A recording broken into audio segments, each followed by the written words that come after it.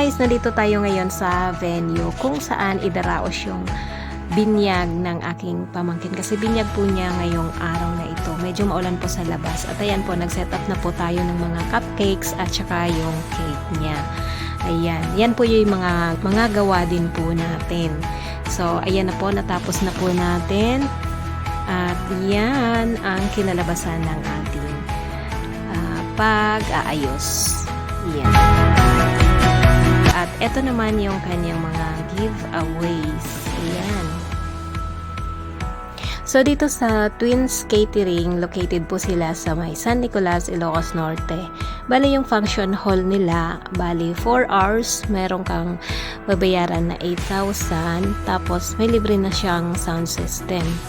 At pagkatapos, iba pa po yung bayad per pack.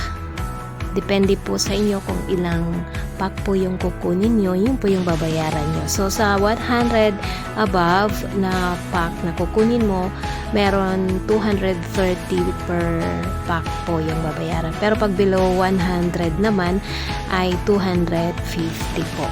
So, dito po sa my photo booth, busy po dito ang area na to. Dito po kasi di pa po kasama rin sa binayaran yan, iba pa po. Sa photo booth na yan, binayaran po namin ay 6,000 po.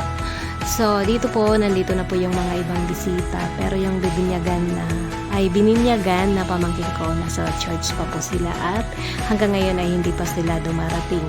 Malakas po yung ulan sa labas, hindi ko na po naipakita dito sa video, pero halos parang bumabagyo po sa labas. Yan, ganun po kalakas yung hangin at ulan sa labas po. Nataon po na maulan, kaya wala pang masyadong bisita ngayon na dumarating. Ayan po. So, ito pong decoration nila. Sila na rin po yung nag-decorate din. Bali, wala na pong additional charge po doon. Kasama na po doon sa binayaran namin na 8,000. So, yung na to, yung function hall na ito, pag lumagpas kayo ng 4 hours, meron pong additional charge po. Ayan na po, dumating na po yung aking pamangkin. Ayan siya, tumakbo na po at sabay upo na po dyan. Magsi-selfie-selfie na po siya.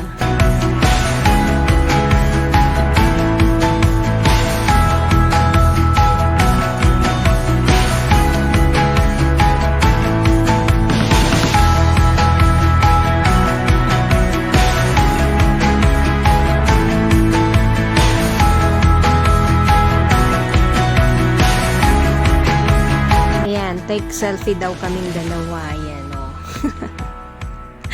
At ayan na po yung mga bisita natin na dagdagan na po sila. Dumami na rin po. Ito naman po, nagpalit na siya dyan ng damit niya. Katapos, picture-picture din yung family. Ayan.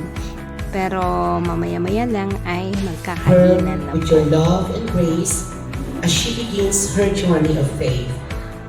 Bless this food before us, nourish our bodies and souls as we partake of your provision.